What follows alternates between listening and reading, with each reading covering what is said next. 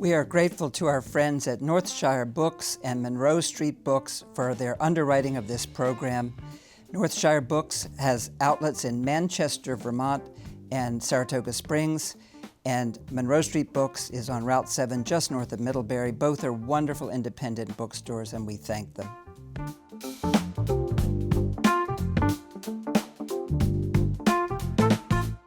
Hello, I'm Louis Meyers, and welcome to Meet the Author, where my guest today in the studio is Mr. Jay Parini, who's come up to us from Middlebury, Vermont, where he is a emeritus professor of English, a poet, a novelist, and has written books which have become movies and will become movies. Mr. Parini has taught for many decades, most at Middlebury College, where he's now emeritus and writer-in-residence. He's also been associated with the Breadloaf Conference in Vermont.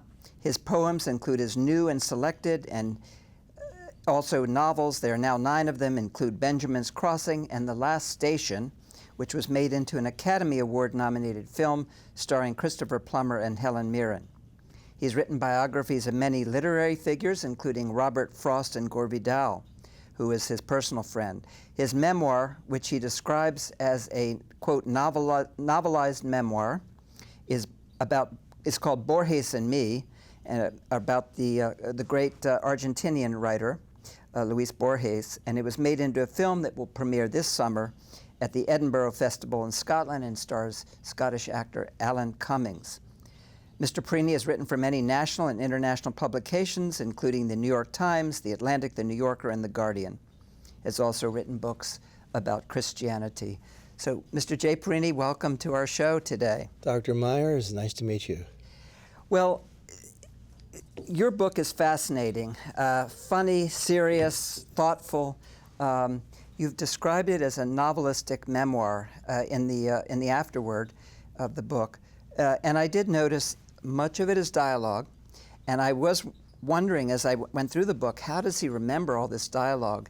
But somehow you put together these recollections and then filled in the blanks. Tell us a little bit about that process. Well, the book was 50 years in the making. I mean, obviously the events that took place, well, I was 22 years old. I'm now 78, and I wrote it a few years ago, so half a century elapsed. And year after year, I began thinking about this book, the scenes in the book. My wife of nearly 50 years remembers on our first date, I told her all about these stories. I ran her through the trip with Borges, and I elaborately described these scenes, giving dialogue. But you know how you make it up when you're talking to somebody. You don't remember. I didn't have a tape recorder with me. I had a few notes in my notebook. So what I'm doing is, that's why I call it a novelized memoir. It's like a novel in a sense. I'm kind of inventing Borges because I'm just trying to I vaguely remember what we talked about, but I had to invent how we talked. I had to invent what I said. I had to invent what Alistair Reid, my teacher, said to me. So the book is made up of scenes, a lot of dialogue, and it reads like a novel, I hope. But Borges himself was the master of literary invention, and I think he probably would have approved of this. I think so. This methodology. Yeah. So, yeah, the book is really about a very important time in your youth, as well as these other figures that you came across, these real-life people. You grew up in Scranton, Pennsylvania, went to college at Lafayette in Pennsylvania, and then went over to Scotland to do postgraduate or graduate work, I guess, in English literature. I want to start what you do in your book and talking a little bit about your parents. Lovely people. Very nice people. And but they were not literary people. No, tell me a little bit about them. I mean, they were the opposite of Borges. Borges was the most literary person who ever lived. Right, that's all he was a walking literary encyclopedia. All he thought about was, Cervantes and Milton and Robert Louis Stevenson and Shakespeare and Federico Garcia Lorca and so forth. So that was his world. My father's world, my father was a modest man who'd been a gas station attendant, and then he became an insurance salesman, only went to the 8th grade. My mother only went to the 8th grade. And so the only book in our house was the Bible. And so they could not, but they were very sweet people. My father eventually studied and became an ordained Baptist minister. So he did have a highly intelligent mind and a sense of language. And so he would read the Bible to me every morning aloud in the church, and he would make me memorize passages. So every night before I went to bed, I had to recite long passages from the King James Version of the Bible. And I remember asking my mother why we always read the Bible in the King James Version. And she said, well, if it was good enough for Jesus, it's good enough for us. And so when I left Scranton, this very cocooned, very pleasant world in some ways, neighborhood, 1950s really, went off to Lafayette, which was for me a big adventure. But I took my junior year abroad in Scotland, which opened my eyes to the world, and more or less decided to stay there. Your mother, you write about in the beginning part of the book, was something of a character, I think. And you, when you told her you're going to Scotland, she said, quote, "You're going where? Are you crazy? Nobody goes to Scotland." That's right. She'd never heard of Scotland. And in fact, when I was in St. Andrews, I remember calling. I called once or twice a year on the telephone. It was expensive. And I said, Mom, a guy in my dorm has invited me to his home for Christmas, but it's in Hong Kong. She said, Hong Kong. Well, I suppose you might as well go as long as you're over there. And we'll talk about this in a little bit, but this was during the Vietnam War when you were there, late 60s, 1970, I believe. Yeah. And you had concern that you were going to be drafted. You were opposed to the war or involvement in the war. You did not want to be drafted. And your mother had a take on this. She said, and quote, "Think about your allergies. All night as a young boy you were coughing. That wheeze. You kept your poor sister awake all night. You still cough too much, especially in the spring with the flowers, and it would keep the other soldiers awake in the barracks. They have enough to deal with in Vietnam without your health problems." Unquote. That's right. My mother was terrified of my going to Vietnam because she thought I would keep the soldiers awake. Yeah. Because she said, with your allergies, and she said, your terrible flat feet, how could you march, especially in the jungle, with those flat feet? They come across as people who are worried about you and about just about everything. So this was a big leap for you to go off to Scotland from... Yeah, I say in the book that my father worried about everything. I said his mind was full of banana peels that he was afraid to slip on. Yeah. And so it just made no sense for me to go to Scotland, and especially for me to stay for 7 years. It was incomprehensible to them what I was doing. It's a long period of your life. Yeah. When you get to Scotland, there are echoes of one of my favorite books, one of the funniest books, I think, of the 20th century, Lucky Jim by Martin Amis, about academia in the old Scottish and British institutions. Oh, yeah. And you meet one of your teachers or professors, a Miss Anne Wright, who you describe as reminding you of Maggie Smith in the prime of Miss Jean Brodie. You explained to her that you had come to St. Andrews as a postgraduate, would remain as long as it took to get a doctorate in the School of English. And she tells you, "Oh dear, I hear determination in your voice, never a good thing. But come to tea, we must talk." Tell me a little bit about her. Yes, she was. She was so exactly like Maggie Smith and Miss Jean Brodie, the prime of Miss Jean Brodie. "Children, you are in your prime. I'm in my prime," she would say. And Anne Wright was a maiden lady of 65 in her prime. And she said to me, "Oh, I have grave worries about you, Mr. Parini," when I told her I wanted to be a poet. She said, "I'm not seeing any income in poetry." But she said, "If you insist on this foolish idea, you must meet my friend Alistair Reid. He's a poet." And she picked up the telephone right there and said, "Alistair, I've got this young man who seems persisting in this notion that he would be wants to be a poet. And would you meet with him?" So Alistair agreed to meet me at the Central Tavern at noon the next day. And you describe him at some length. He was your mentor. He was such an important person in your life in those years. Tell us about Alistair Reid. Well, I was wondering, who was this man Alistair? He was living in St. Andrews, which he had attended years before. He had fought in World War II as a soldier and a sailor, actually, in the Royal Navy. He'd been in the Pacific War, which he told me a lot about. Came back to St. Andrews, finished his degree in the classics, and he himself wrote poetry. He'd sent some poems. He was a classics major. He sent some poems to the great poet Robert Graves, who lived on the island of Majorca. And he told me all about this when we met. He said, I sent my poems to Graves, and he corrected my poems. I sat next to him, and he would correct me. And so he had wild adventures with Robert Graves, fell in love with one of Graves's mistresses, and Graves became violent, once threw an axe at Alistair, just missed his head. So Alistair and this mistress escaped under cover of darkness on a sailboat. And so that was quite the story, and I was startled by all these tales that Alistair was giving me. He was a charming man, a beautiful Scottish accent. He wrote many, many articles and poems and stories in the New Yorker magazine. That was his main source of income. Did a little teaching at St. Andrews. And he lived with his young son, Jasper, who was about 10 at the time, in a stone cottage right on the North Sea, right off the old course of St. Andrews. And so he said, if you're serious, come out to my house tomorrow and bring me some of your poems. And I would pedal. It turned out I would pedal out most afternoons with poems, rough drafts, in my backpack. I called it my rucksack. And Alistair would spread the poems on the table with the jam pots and the toast, and we drink cups of tea.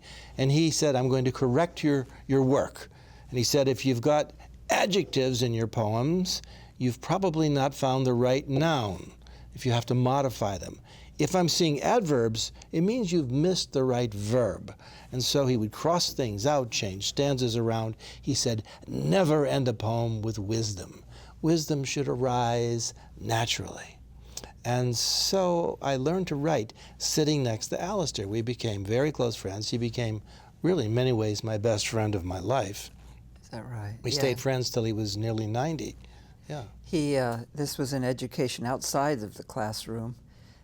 Inside the classroom, you had a professor, older gentleman named Professor Falconer, who had also been I guess, a commanding officer in the Navy in World War II, but was a little bit daft at this point. To say he was daft doesn't begin to describe it. I mean, he had spent 30 years working on his magnum opus called Shakespeare and the Sea, in which he argued that during the lost years of Shakespeare's life, Shakespeare had to have been an officer in the Royal Navy. Otherwise, he wouldn't have known so much about naval protocol. And so there's a whole book on this absurd theory. It was actually, he was furious because the same day his book came out, another book called Shakespeare the Lawyer came out, arguing that Shakespeare had to have been a lawyer during his lost years. Otherwise, he couldn't have known so much about legal matters. So Shakespeare was this mind that knew everything. And Professor Falconer may have been a little hard of hearing, and perhaps his memory was not what it once was. At one point, he tells you, you're doing a thesis on a Scottish poet named Mackay Brown, and Professor Falconer says, the thesis continues, the main thing is to continue, even with bad work. And you say, is my work bad? He says, no, I was just thinking aloud. What I wish to say is keep moving forward, never retreat. I said to this to the men aboard ship, onward. Onward. Onward. And at one point, he is inviting you to dinner to meet a young man from America who is studying English and doing a thesis on Mackay Brown, and you have to remind him that that's you. That's right. He stopped me in the quad, and he said, oh, come here, come here. I said, yes, Professor. He said, there's a young man I wish for you to meet, an American like yourself, writes poetry, and is so interested in George Mackay Brown. Will you come for tea to meet him? And I said, I would love to come to tea. What an interesting thing. I said, what's his name? He said, oh, his name is Jay Parini. I said, but Professor, I'm Jay Parini. He said, oh, yeah. He said, have you got two coats? Oh, that was so funny. Yeah, you couldn't make up Faulkner. I mean, I stayed, and again, in touch with all these people. I went back to St. Andrews later after I graduated, and he was living in a mental asylum, and he was writing the sonnets of Shakespeare every day. And so I sat by his bedside. He said, "Oh, I've got a new one. Listen to this one." You know, and he recited a famous Shakespeare sonnet. Is there the English system of education in the college level? How would you compare it to American education of that time? Well, you know, as a graduate student in America, you were regimented.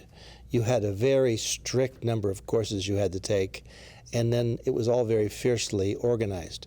In St. Andrews, you were really wildly free, but then again, the chances of your succeeding were very limited. You know, I remember Faulkner saying to me, "Ooh, we've had 18 Americans come here since I've been here to do the PhD, and I warn you, not one of them has ever succeeded."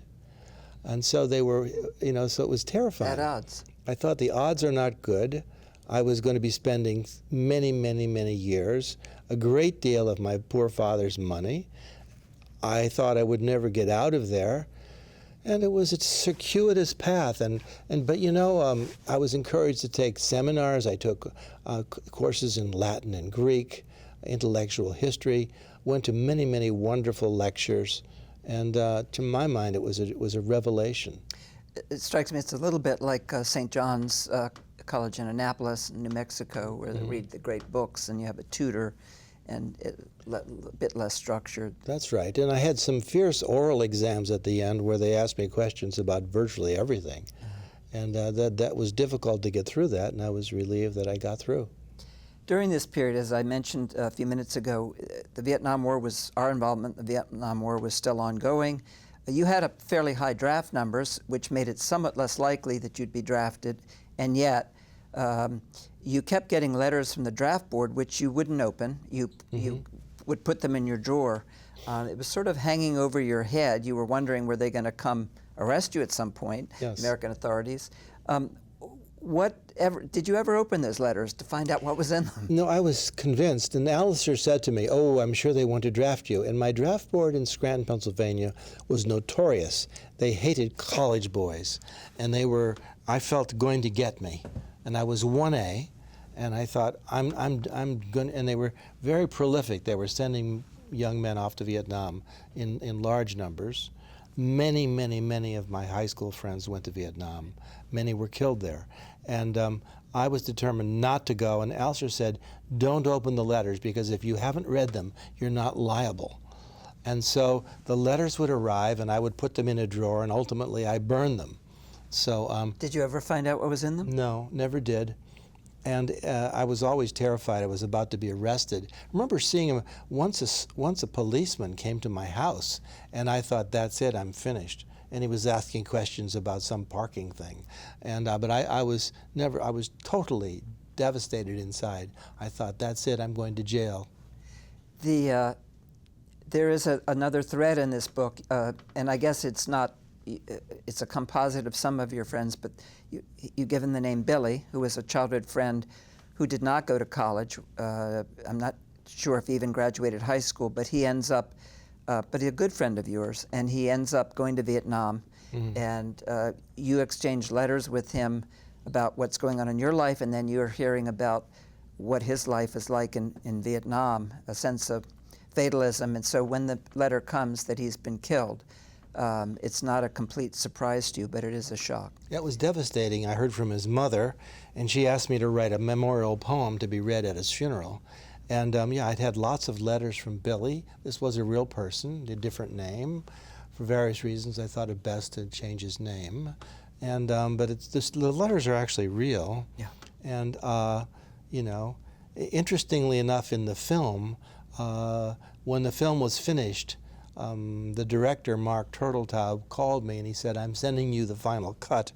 And he said, "You're going to have a bit of a heart attack because we've changed some things." And I said, "Oh dear, what have you changed?" He said, "Your best friend Billy has become your brother." And he said, "We thought that would make it more dramatic for the movie. But you know, once you let Hollywood take your work, they can do what they want with it, and I thought that wasn't a stupid idea. Yeah.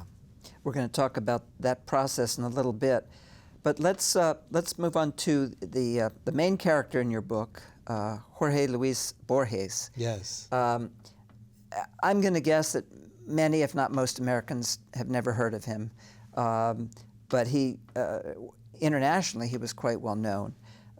And what happens is Mr. Reed, your friend Alistair, has to go off for a couple of weeks on an errand, and Borges is in town from Argentina and wants to see the highlands. Now, we should mention that Borges is blind from the age of, I think, inherited condition left him blind from the age of the 30s.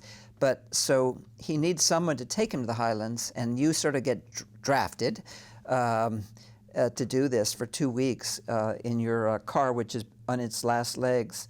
And so it's a wonderful story, the rest of the book, about these adventures and misadventures. You describe Borges at one point as a magician, a sorcerer, a fraud, and a genius.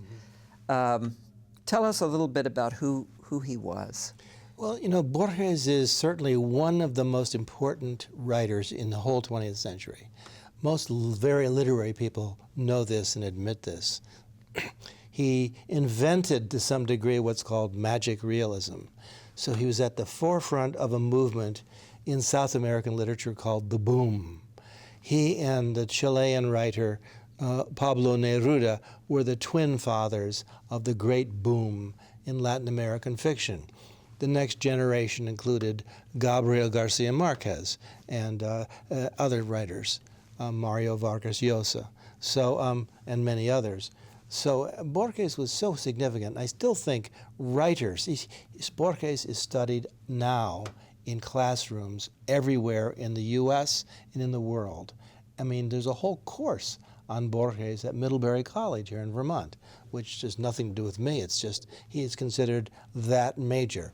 In the Spanish 20th century literature and in European literature of the 20th century, he's really closely, he's probably the equivalent of James Joyce or D.H. Lawrence, someone like that. So he's major.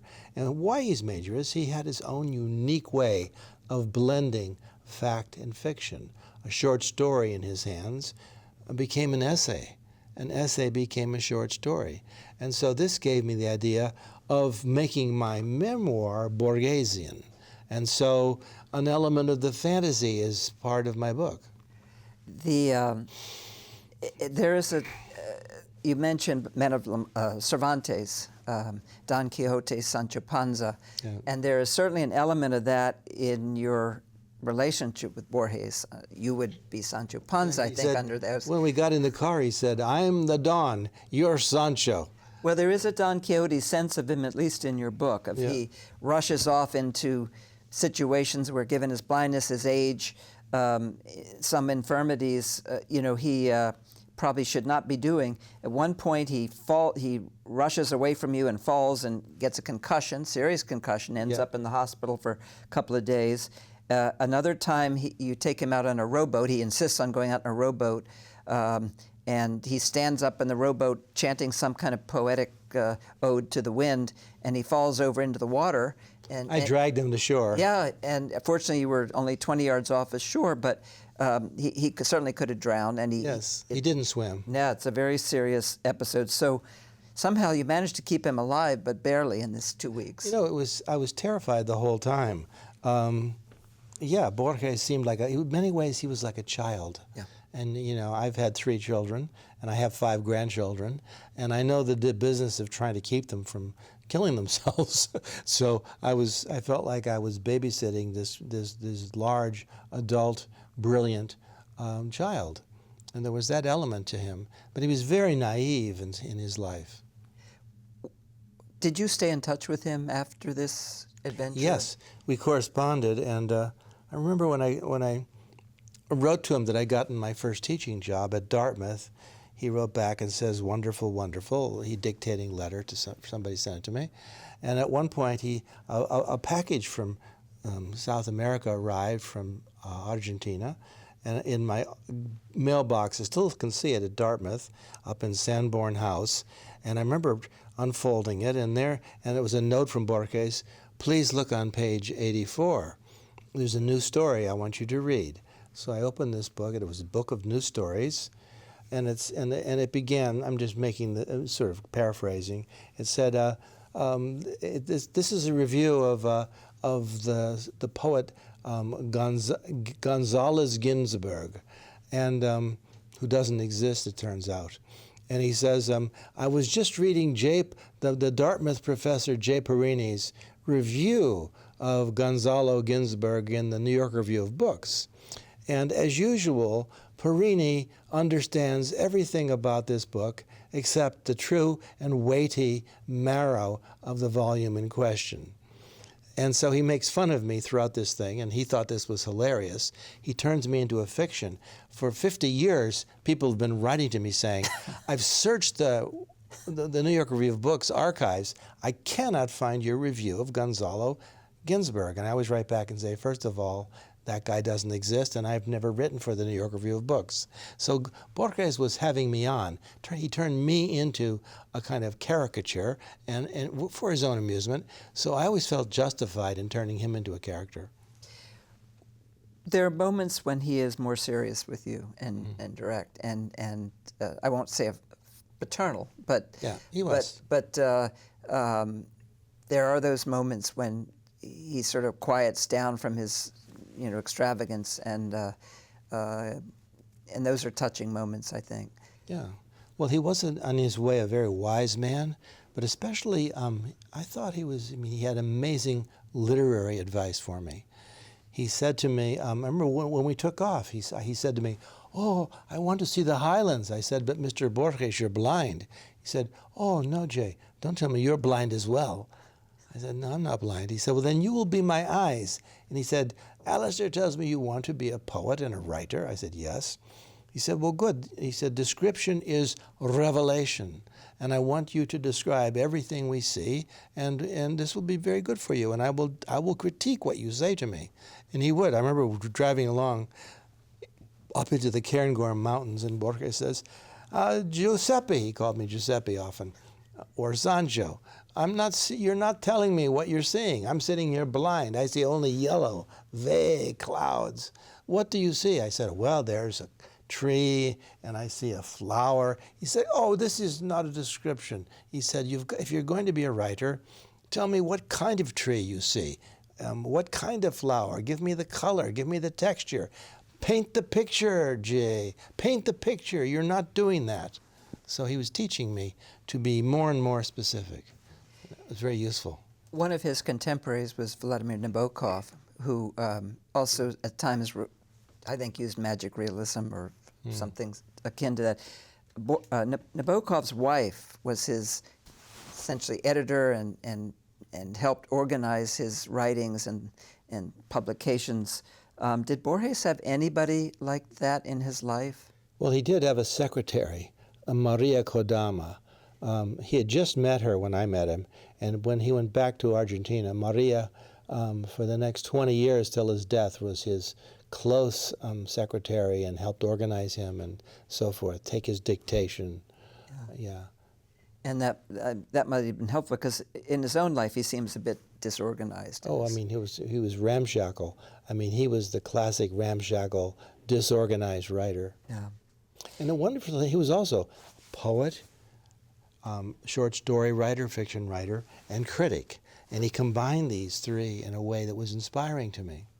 He had both, I think his mother was British, his father was Argentine, if I remember. Mm-hmm.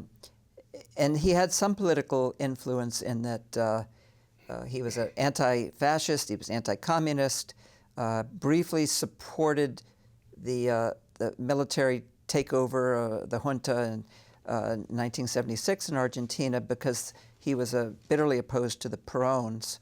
But then as the military went through their systemic torture and murdering of Argentinians, he came out against them too, which was brave, because he was still in Argentina at the time. That's right.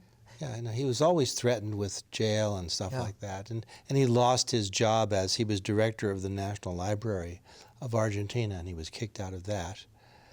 And he was put in he was demoted from being director of the National Library to being in charge of Argentinian poultry. Poultry. Not poetry, poultry. He said he was the chicken guy. How do Argentinians feel about him today? Oh, they worship him. Borges in Argentina today is a great hero of a kind we don't even have in this country. Yeah. There's no such thing as an American literary hero of that kind, who maybe Whitman, but not hardly Whitman. Borges himself was considered year after year for the Nobel Prize and never received it.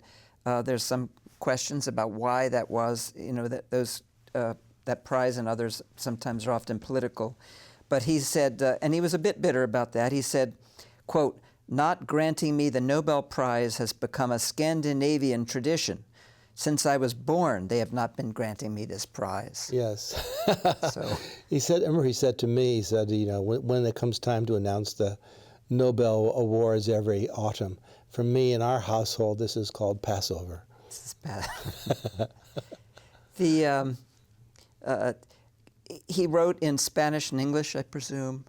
He wrote in Spanish, but more or less translated his own work with the help of somebody into English. His English was flawless because, as you said, his mother's family were English. As I mentioned to you, I took some AP Spanish in high school, and we tried to read Borges. It was, if people wanted to read or get a sample of Borges, but they don't speak Spanish, what would you recommend? Oh, that's a great question. There's one little collection published by Penguin called Labyrinths, and this contains a few of his poems, a few of his brilliant essays, and one or two stories such as The Circular Ruins or The Library of Babel. That's what you want to get. So Labyrinths. The Labyrinths, yes. For our readers, and really to get a sample of this remarkable man and a remarkable writer. So, as I mentioned up above, you have had some of your books turned into movies.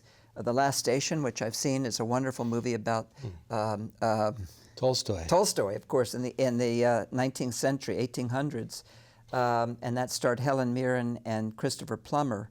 And this book has now been adapted into a movie. Tell us what that process is like.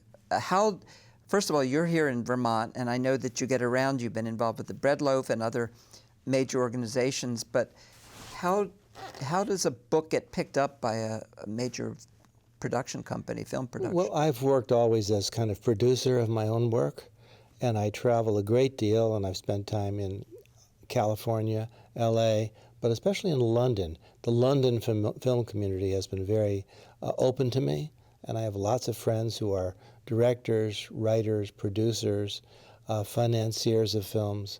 And so I've usually worked through my British contacts, but it often, with the Last Station, actually when The Last Station came out in 1990, long time ago, it got a front page review glowing in the New York Times and many places. It was hugely popular at the time. And I got a phone call from Anthony Quinn, who played Zorba the Greek, a great Hollywood actor, winner of many Oscars. And he said, "Jay, this is Anthony Quinn. I want to buy the rights to this book, and I want to play Tolstoy, and I want to write the script with you." And so I went to New York, and we met at the Russian Tea Room. Yeah. We had an amusing lunch, and I agreed to this and signed a contract. He bought the rights completely to my book. And every weekend for a couple of years, I would fly to New York, and sometimes he would come to Vermont, and we would stand in his living room, and we would act out scenes in The Last Station. Oh, my goodness. At one point, I said to him, "Tony, when we act these scenes out, why do I always have to play Mrs. Tolstoy?" And it was quite wonderful, and I really learned to write screenplays to the degree I learned it, working with Quinn. It's very different genre because it's so visual. I mean, Tony said to me, Tony Quinn, remember, it's moving pictures. you've got to make the move. It's got to be very visual. And so he and I became extremely close friends. I loved Anthony Quinn. And then he died. But then he died. When we finally raised the money, I went around to meet various people to raise the money with him. I went to Hollywood endlessly in New York, to London, you name it, Paris, talking to financiers. Finally, we raised quite a bit of money. We were going to make the movie, and then he died. And so then I said to the main producer we were working with, her name was Bonnie Arnold. She had done Dances with Wolves. Oh. And she said, well, I said, don't give up on me, Bonnie. We're so close. She said, oh, we'll make this movie. It might take another 10 years. And it did. I had 10 more years of meetings with MGM and Paramount and various people. And finally we came to, she got the script to Michael Hoffman, a brilliant director who lives in London. And he rewrote the script completely, making it into his own thing in a very nice way. And he's a good director. And I did go to the set and watch it being shot. And you know, and that film did very, very well. It was picked up by Sony Classics, and went around the world, and helped my book immensely. My book was translated into 35 languages, wow. And then when I wrote my biography of Gore Vidal, who was a close friend, I turned that into a film, working with Mike Hoffman again, and Netflix gave us millions to make it. Unfortunately, Kevin Spacey was hired to play Gore Vidal, and that we made a beautiful movie, and it still exists. And I hope it will come out one day in the not too distant future. But Netflix is still sitting on it. And then with the Borges, when I was on the set in Italy for 2.5 months making the film about Gore, we shot it at his house in Italy, where I'd lived nearby. There was a director visiting a friend, and he said he was reading Borges over lunch, and I said, oh, do you like Borges? He said, he's my favorite writer. And I said, well, I knew Borges, and I told him the story. He said, oh my God, I've got to make that movie. And there was a producer at the table, said, oh, I'd like to produce that. And so we started this journey, which took ultimately about 5 years, of getting the financing in place. And fortunately, Big Beach Pictures, a guy from Big Beach in Hollywood, which was a Mark Turteltaub, who had made the movie Little Miss Sunshine and many other great movies. He read my book. He picked it up in the bookstore, read it.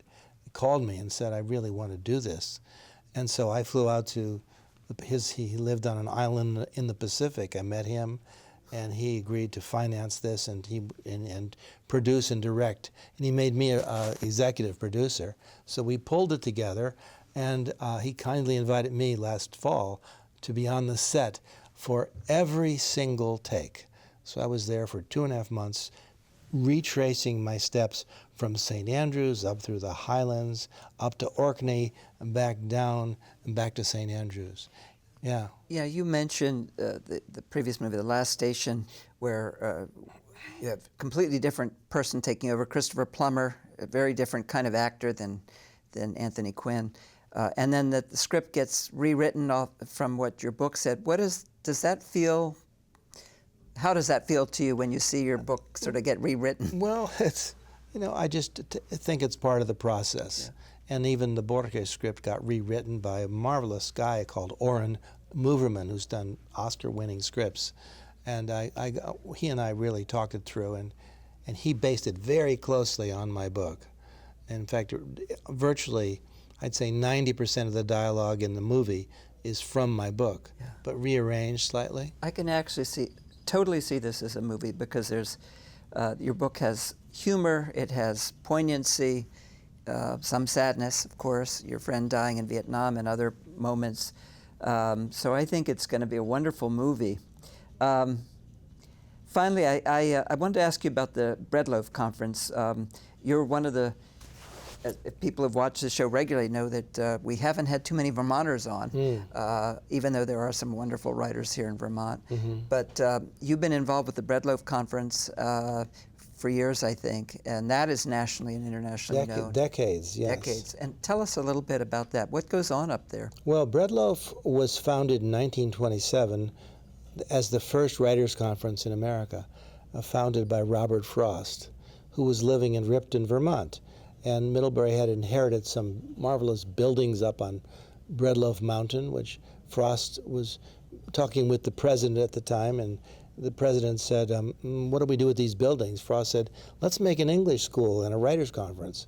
So Frost helped him organize it, and it grew up. It's become, for decades, from the late 20s through the 30s, 40s, 50s.